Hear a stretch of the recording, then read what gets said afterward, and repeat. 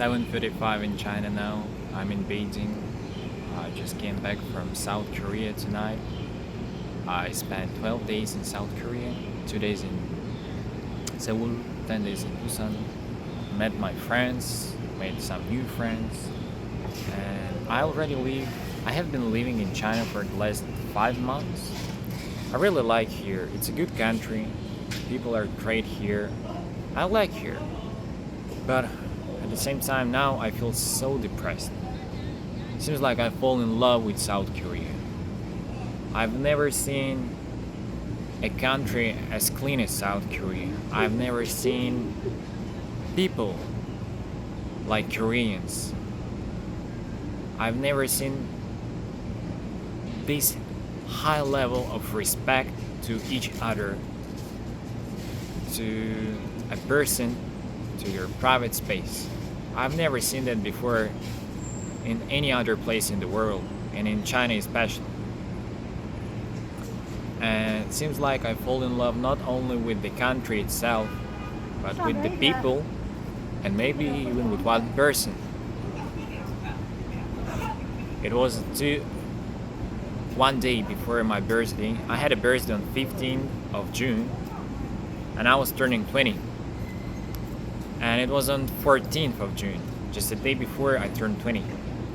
I was taking metro, going to a big store with high discounts to buy a new pair of shoes for myself and for my friends also. And there, on the metro, I met a woman, extremely beautiful woman. I've never seen anyone as beautiful as she was. And I was staring at her during the entire ride for maybe 25, 30 minutes. And I couldn't even believe that God could create someone as beautiful as she is. I've never met anyone like that before in my life.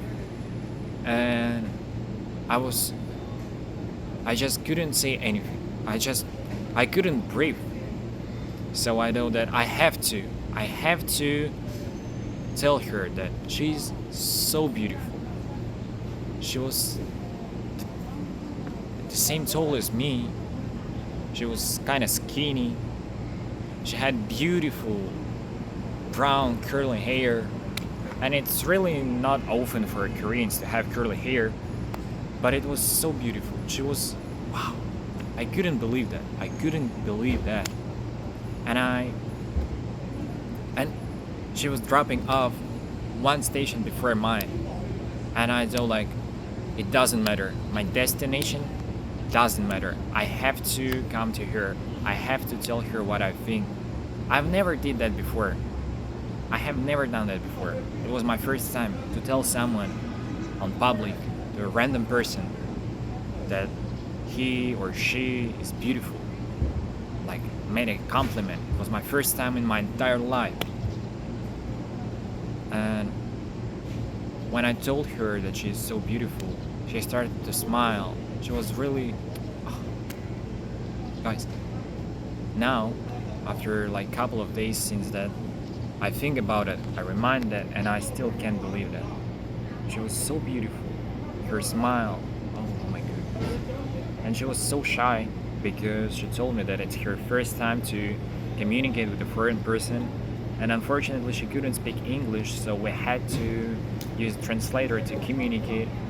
I think we spent half an hour, I don't know, half an hour communicating, talking through the translator. And I still can't believe that. She's so beautiful. She's single. She works as a doctor, as a nurse. But unfortunately, we have an extremely big age difference because I was turning 20 the next day, and she had a birthday 2 days after that, and she was turning 34. But if you only could see her, she looked so young, just like many other Koreans, of course. Korean beauty is really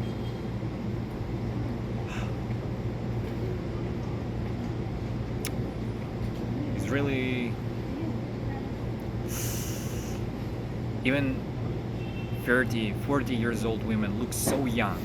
And for me, as a person who came from Russia, it's something wow, something unexpected. Like I couldn't ever imagine that a women at 34 might look like that. And of course, we exchanged our Insta. We had a chat. We keep talking, keep chatting. But for me, it feels like a story from the book. When you meet a person only once in your life, and then you dream about, you dream. You spend all your life dreaming about one more meeting.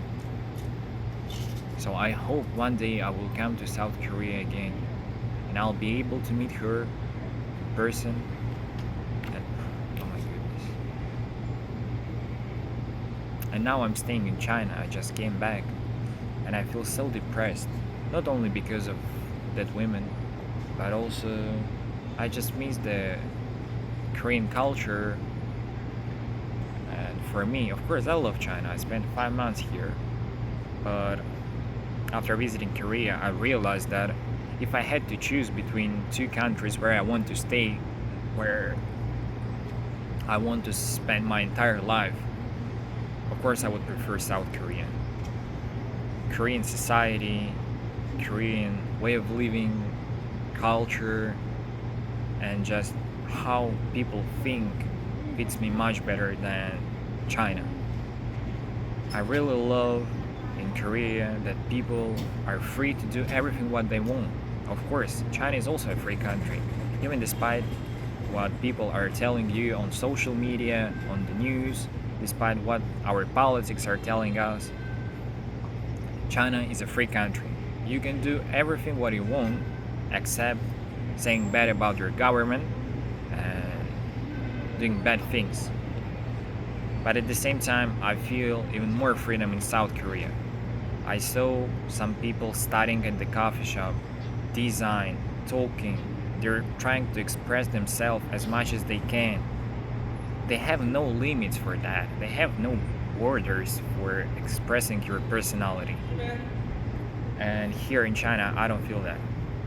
I feel that younger people, they have some places in the city where they can express themselves, but it's just a locked place, a special place for expressing yourself.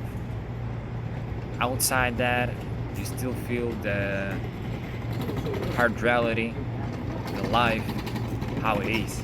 And it still kind of reminds me about Russia, about our deeply rooted Soviet and communist legacy. And for me personally, Korea is top one country I've ever visited. And now I'm waiting for my admission for university admission. I'm still not sure where I'm going to study, to Malaysia or to South Korea, because I'm still waiting for a letter from the universities, But I hope to start my studies as soon as possible because actually I'm kind of tired. I have nothing to do here in China, especially in my city. I'm living in Inner Mongolia province. It's a small province near Mongolia, and my city is right on the border. The population is about 3 million people, I think, or 2.5. But I feel that many Chinese cities, they feel empty. People are not walking here. It's not Europe, and it's not even Korea. In Korea, so many people are walking outside. But here, people are taking public transport, they drive their own car, or if they don't have any, if they cannot take a transport or they don't have a car, they just use a bike or electronic bike. They can rent it or buy it because it's not expensive. And unfortunately, sometimes I walk around the city, I'm going to my gym or going to eat something, and I'm alone. I'm the only person on the street. And it makes me feel so upset because for a person who was born and spent almost all his life, like 19 years living in Russia, where people are walking a lot, everybody knows that if you have a Russian friend, He will always tell you, oh, it's not far, let's walk. And it takes you 5-6 hours to arrive to your place. But still, I really miss walking culture. This is what I miss in China. And of course, one more thing I really liked in South Korea compared to China is that they have coffee shops all over the place. Yeah, they are also on that latter stage of capitalism nowadays. They have coffee everywhere and it's cheap, it's really cheap. Here in China, they also have their coffee shops like Luckin or Kudi Cafe. It's like two the most famous Chinese brands here. They're everywhere and it's also cheap. But the problem is that their coffee shops are so small, so they're working on takeaway system. They are not targeting dine-in audience. I think the only option if you want to drink something inside and spend some time doing your job or working with your laptop here, it's Starbucks. But unfortunately, Starbucks is so expensive here. Sometimes you have to pay about 40 renminbi for a cup of coffee or 30. And in dollars, it's about 1, 2, 3, 4, about $5. Maybe for you, for some people from Europe or the United States, it's not a lot. But for Chinese people here, it's a high price because coffee at the Chinese brand coffee shop goes about like one and a half. So Starbucks is really expensive here. Yeah, I just bought a new Insta360 selfie screen. Probably it will be my first video on YouTube. And yeah, I'm not a native English speaker, so maybe my English is not so accurate. I'm trying to do my best. I took IELTS exam a couple of months ago. I got overall band 7. It's not bad, that's enough to apply for the university. And I just want to keep this YouTube channel as my video diary because sometimes I just want to talk about something, express my thoughts, my ideas, because I spend so much time thinking usually every day.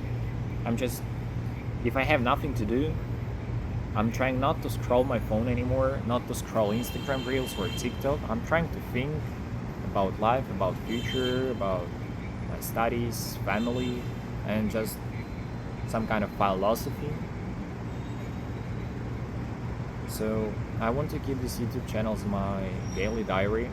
Sometimes I will make videos talking with you, even if I have 0 subscribers, 0 views. That's not bad, just for myself.